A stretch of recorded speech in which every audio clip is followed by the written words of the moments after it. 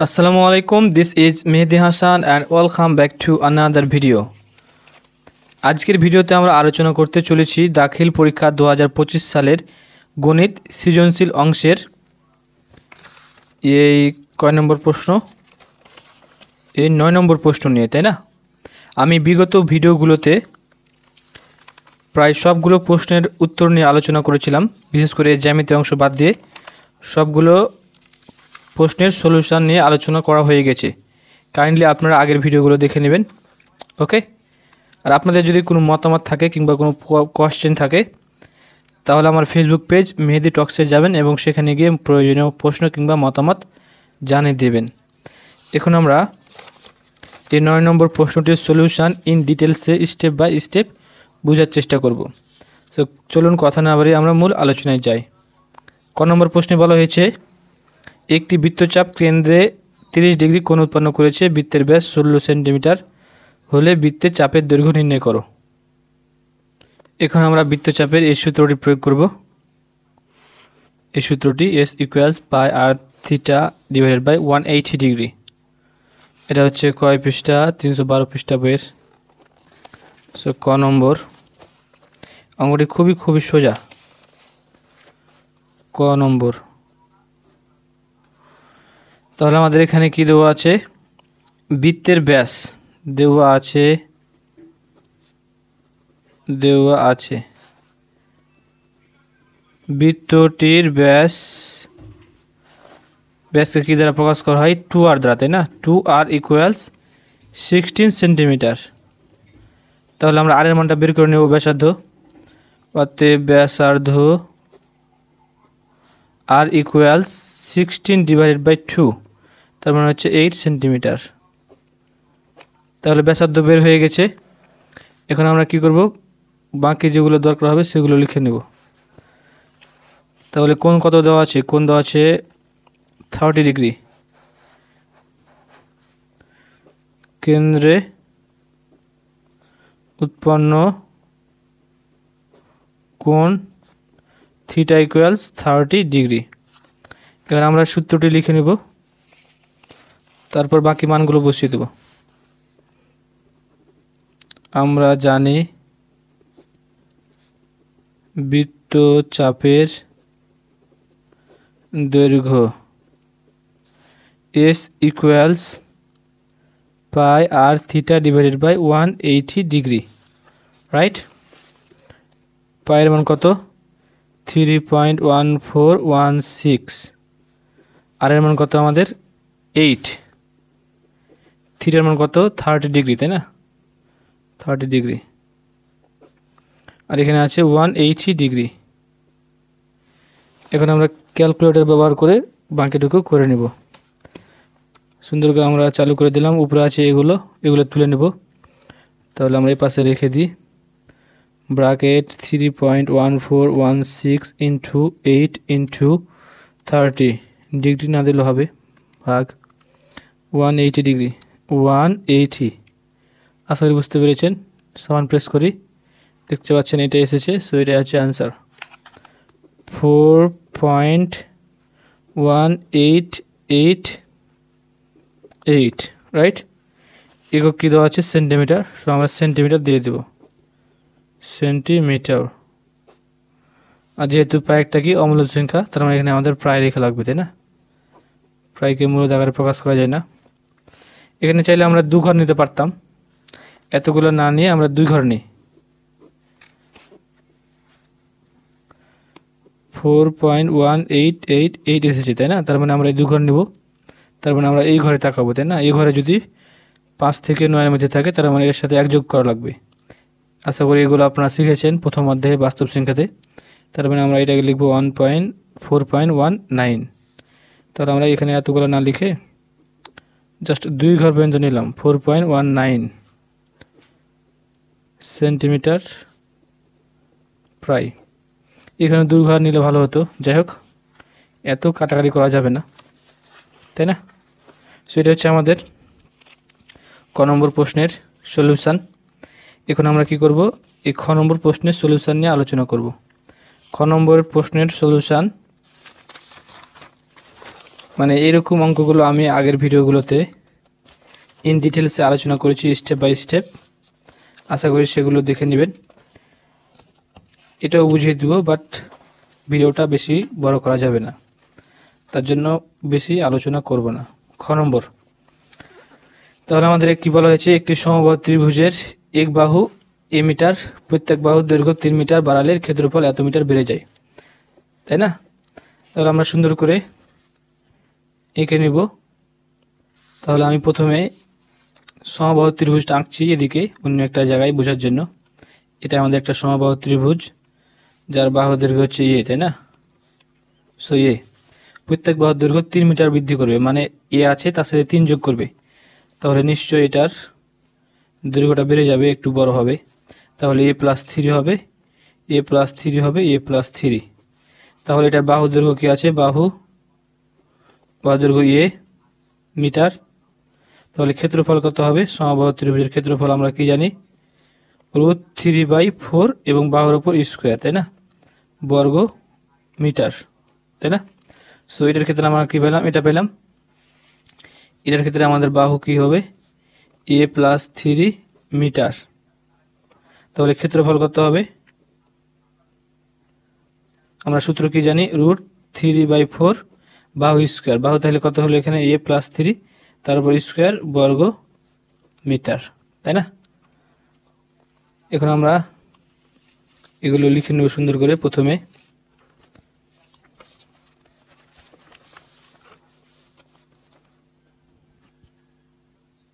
তাহলে দেওয়া আছে সমবাহু ত্রিভুজটির বাহুর দৈর্ঘ্য, দেওয়া আছে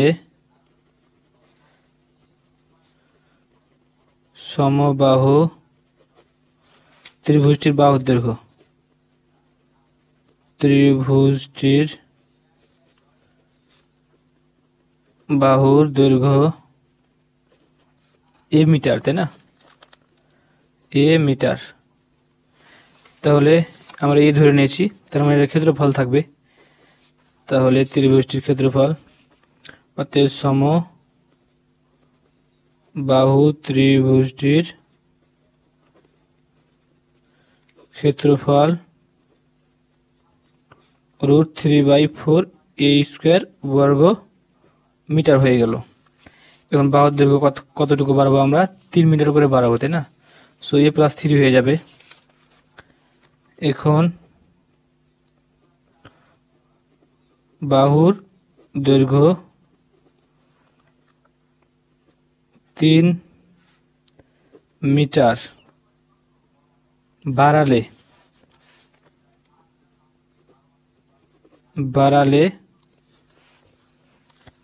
পরিবর্তিত বাহু, তাই না,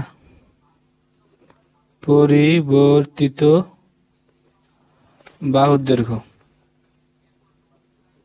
বাহুর দৈর্ঘ্য কত হবে, a+3, তাই না? জাস্ট 3 যোগ হয়ে যাবে, a+3 মিটার। সো আমাদের এটা কি হলো, a+3 মিটার হয়ে গেল। তাহলে এর ক্ষেত্রফল কত থাকবে, তাহলে পরিবর্তিত ক্ষেত্রফল অতএব পরিবর্তিত ক্ষেত্রফল আমরা সূত্র কি জানি, √3/4 বাহু স্কোয়ার। তাহলে বাহু কত এখানে, a+3 তারপর হবে স্কোয়ার এবং এখানে লিখতে হবে বর্গ মিটার। আশা করি এই পর্যন্ত বুঝতে পেরেছেন। এখানে আমরা বাকিটুকু লক্ষ্য করি, বলা হয়েছে ক্ষেত্রফল এত বর্গমিটার বেড়ে যায়, তাই না? তারপরে আমরা বুঝতে পারছি আগে ক্ষেত্রফল ছিল এটুকু, পরে ক্ষেত্রফল হয়েছে এটুকু পরিবর্তিত হয়ে। তার মানে এটুকু থেকে এটুকু বাদ দিলে কতটুকু বৃদ্ধি পেয়েছে সেটা পেয়ে যাব, তাই না? তাহলে আমরা কি লিখতে পারি, প্রশ্ন মতে, আমি আবার বলে নিচ্ছি, আগে ছিল ক্ষেত্রফল এটা, বাহুর দৈর্ঘ্য বাড়ালে ক্ষেত্রফল হয়ে যায় এটা, তার মানে এখানে ক্ষেত্রফল বেড়েছে। তাহলে এটা থেকে এটা বাদ দিলে কতটুকু বাড়বে সেটা পেয়ে যাব, √3/4 a+3 wall square minus √3/4 a square, তাই না? তার মানে এখান থেকে এটা বাদ দিলে কতটুকু ক্ষেত্রফল বাড়ে সেটা পেয়ে যাব কিসের মাধ্যমে, এই অক্ষরযুক্ত আকারে, তাই না? আর এটার মান দেওয়া আছে কত, এটার মান দেওয়া আছে 9√3। তাহলে এখান থেকে এটা বাদ দিলে কতটুকু বাড়বে সেটা পেয়ে যাব, আর এটুকু কতটুকু বাড়লো সেটা দেওয়া আছে, তার মানে এইটুকু আর এটুকু সমান, তাই না? এখন আমি এখান থেকে আমরা জাস্ট কি করব, এর মানটা বের করে নেব, তাই না? তার মানে আমরা এখানে প্রথমে সূত্র করে দিই।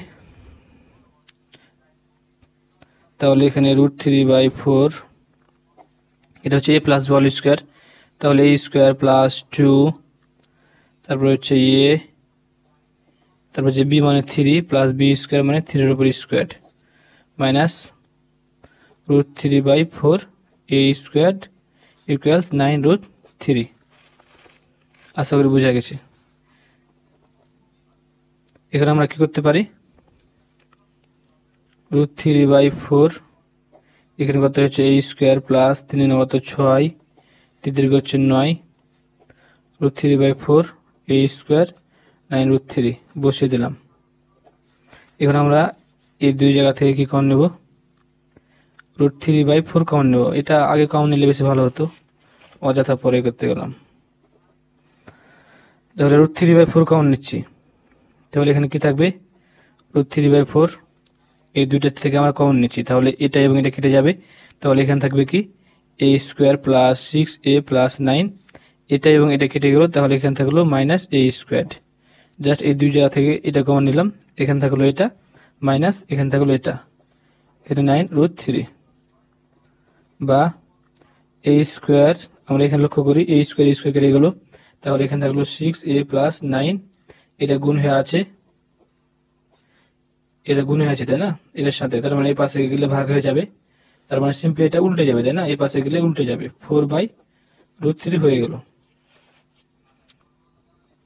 তাহলে এখানে 6a প্লাস 9 থেকে গেল, √3 কেটে গেল, 4 নাম কত হয় 36, বা 6a ইকুয়ালস 36 মাইনাস 9, বা 6a ইকুয়ালস 36 থেকে 9 বিয়োগ করলে আমরা কত পাই, বিয়োগ করলে আমরা পাই 27, বা a ইকুয়ালস 27, এটা গুণ হয়ে আছে, পাশে এসে ভাগ 6, 6 দ্বারা ভাগ করি, অতএব a ইকুয়ালস 4 আমরা কি পেলাম 5 পেলাম। আমাদের একক দেওয়া আছে মিটার, সো মিটার দিয়ে দিলাম। আশা করি বুঝতে পেরেছেন। সো এটা হচ্ছে আমাদের খ নম্বর প্রশ্নের সলিউশন। আমি আপনাদেরকে ইন ডিটেলসে বুঝিয়ে দিয়েছি। আপনাদের যদি কোনো প্রবলেম থাকে তাহলে অবশ্যই কমেন্ট বক্সে জানাতে পারেন। এখন আমি গ নম্বর প্রশ্নটির সলিউশন নিয়ে আলোচনা করব। গ নম্বর প্রশ্নে বলা হয়েছে উদ্দীপক 2 হতে রাস্তাটিতে ঘাস লাগাতে মোট কত খরচ হবে তা নির্ণয় করো। তাহলে এখানে উদ্দীপক 2 এ কিছু তথ্য লেখা আছে, দেখতেই পাচ্ছেন। এটা ব্যবহার করে আমরা গ নম্বরটা করব। এখানে বলা হয়েছে একটি বৃত্তাকার পার্কের ব্যাস 30 মিটার। পার্কটিকে বেষ্টন করে বাইরে 2 মিটার প্রশস্ত একটি রাস্তা আছে। রাস্তাটিতে ঘাস লাগাতে প্রতি বর্গমিটারে 15 টাকা খরচ হয়। গ নম্বর উদ্দীপক 2 হতে রাস্তাটিতে ঘাস লাগাতে মোট কত খরচ হবে তা নির্ণয় করো। তাহলে আমরা এখানে দেখতে পাচ্ছি প্রতি বর্গমিটারে মানে 1 বর্গমিটারে 15 টাকা খরচ হয়। তার মানে এখানে ক্ষেত্রফল দেওয়া আছে, তাই না? ওকে, তার মানে আমরা এখান থেকে অ্যাকচুয়ালি ক্ষেত্রফল বের করব। তারপর 1 বর্গমিটারে এত টাকা খরচ হয়, তারপর যত বের হবে তত দ্বারা গুণ করে দেবো, তাহলে হয়ে যাবে। সিম্পল অঙ্ক, বইতে এরকম অঙ্ক আছে। গ নম্বর আমরা একটা বৃত্তাকার পার্ক আঁকি। সো এটা আমাদের বৃত্তাকার পার্ক, এটা হচ্ছে পার্কের ব্যাসার্ধ। ওকে, তাহলে আমরা প্রথমে লিখে নিব, দেওয়া আছে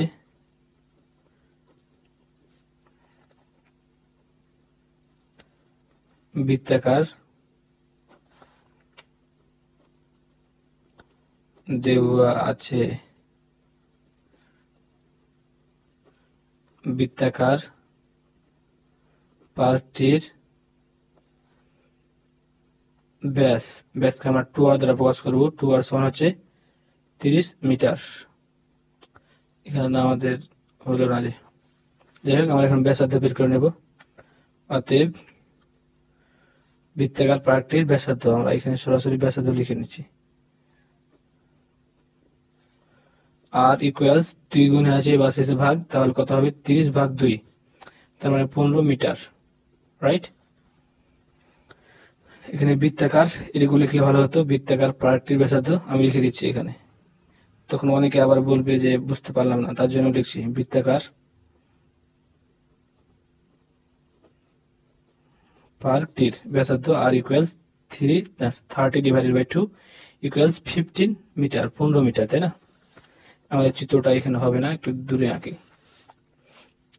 এইখানে আঁকলাম। তাহলে এখানে কি পেলাম, আর এর মান কত পেলাম, 15 মিটার, তাই না? ওকে, এখন আমরা বাকিটুকু লক্ষ্য করি। কি বলা হয়েছে, পার্কটিকে বেষ্টন করে বাইরে 2 মিটার প্রশস্ত রাস্তা আছে। বাইরে রাস্তা আঁকার আগে আমরা একটা জিনিস জেনে নিই, যে যেহেতু এটা একটা জায়গা, এরিয়া, তার মানে এটার ক্ষেত্রফল থাকবে, তাই না? সো এটা আমরা কি বের করে নেব, প্রথমে এখন ক্ষেত্রফলটা আগে বের করে নিই। অতএব বৃত্তাকার পার্কটির ক্ষেত্রফল, আমরা সূত্র কি জানি, বৃত্তের ক্ষেত্রফল পাই আর স্কোয়ার। আমি এখানে লিখে দিচ্ছি পাই আর স্কোয়ার। সো পায়ের মান আমরা কি জানি, 3.1416, আর এর মান আমরা এখানে কি বের করেছি, 15। তারপর আমরা কি দেবো, স্কোয়ার দেবো। সো স্কোয়ার দিয়ে দিলাম। আশা করি বোঝা গেছে। বাকিটুকু করে নিই ক্যালকুলেটরে। 15 তারপর স্কোয়ার, তাহলে কত হবে, 225, 225, তাই না?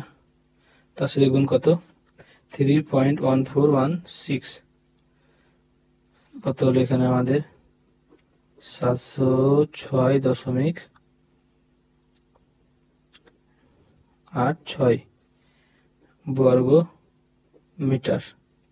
ওকে, আশা করি বুঝতে পারছেন। এখন আমরা কি আঁকবো, বাইরে পার্কটিকে বেষ্টন করে কি আছে, 2 মিটার প্রশস্ত রাস্তা আছে। তা রাস্তা এঁকে দিই।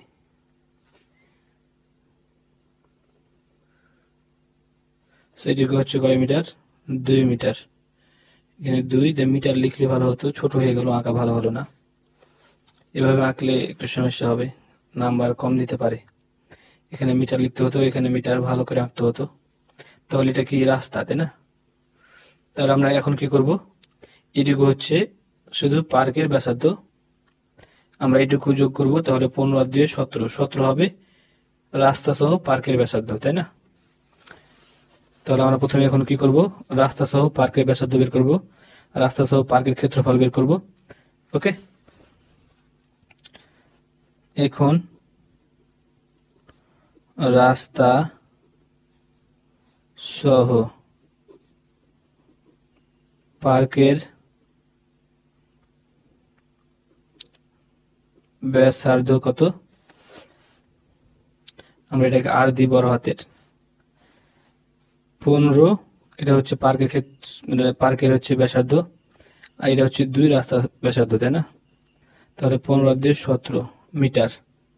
তাহলে কি হলো, রাস্তা সহ পার্কের ব্যাসার্ধ। এখন কি বের করব, রাস্তা সহ পার্কের ক্ষেত্রফল, সূত্র কি, পাই আর স্কোয়ার, তাই না? পাই আর স্কোয়ার, পায়ের মান কত, 3.1416, আর এর মান কত, 17, তারপর কি স্কোয়ার, তাই না? এখন আমরা ক্যালকুলেশন করে নিই, এখানে 17 তারপর স্কোয়ার কত হচ্ছে, 289, আর এখানে কত হলো, 3.1416 গণিত 3.1416, কত পেয়েছি আমরা, 907.9224 বর্গ মিটার। আশা করি দেখতে পাচ্ছেন। তাহলে এটুকু হলো কি, এই পার্ক সহ রাস্তার ক্ষেত্রফল, মানে পুরো ক্ষেত্রফল, তাই না? আর এইটুকু হলো কি, শুধুমাত্র পার্কের ক্ষেত্রফল। তার মানে পুরোটুকু থেকে এই ভিতরটুকু বাদ দিলে রাস্তার ক্ষেত্রফল বের হয়ে যাবে, রাইট? আমি আবারও বলে নিচ্ছি, এই পুরো ক্ষেত্রফল থেকে, এই সম্পূর্ণ ক্ষেত্রফল থেকে শুধুমাত্র এই পার্কের ক্ষেত্রফল বাদ দিলে এই রাস্তার ক্ষেত্রফল বের হয়ে যাবে। তাহলে পুরোটুকু হচ্ছে এটুকু, রাস্তা সহ পুরোটুকু এটুকু। আর পার্কের ক্ষেত্রফল হচ্ছে এই ভিতরটুকু। তাহলে এটুকু থেকে এটুকু বাদ দিলে আমরা রাস্তার ক্ষেত্রফল পেয়ে যাব, তাই না? অতএব রাস্তাটির ক্ষেত্রফল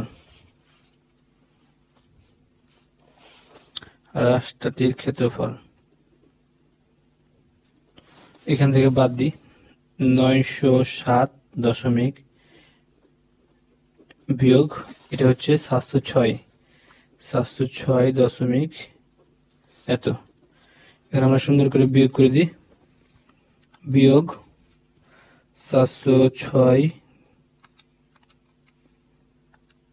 কত পেলাম, 201.0624 বর্গ মিটার, তাই না?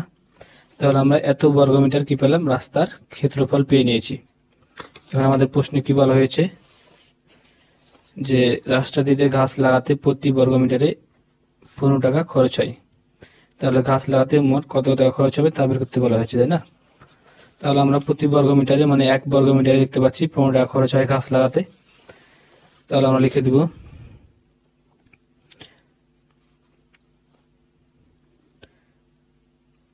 1 বর্গ মিটারে ঘাস লাগাতে খরচ হয় কয় টাকা, 15 টাকা, তাই না? 15 টাকা। এখন কত বর্গ মিটার আমরা পেয়েছি রাস্তার ক্ষেত্রফল এত। অতএব 201.0624 বর্গ মিটারে ঘাস লাগাতে খরচ হয়। তাহলে গুণ করতে হয়, তাই না? যেহেতু বেশি খরচ হবে তার মানে গুণ, বেশি হলে গুণ। 201.0624 গুণিত হচ্ছে 15, তাই না? তাহলে আমরা এখন গুণ করে দেব 201.0624 গুণিত 15 কত আসছে, 301.536 টাকা, তাই না?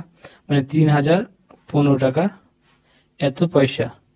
যেহেতু আমরা কি নিয়ে কাজ করেছি, পাই নিয়ে কাজ করেছি, পাই কি একটা অমূল্য সংখ্যা, তার মানে আপনাদের অবশ্যই এখানে শেষে প্রায় লেখাই লাগবে।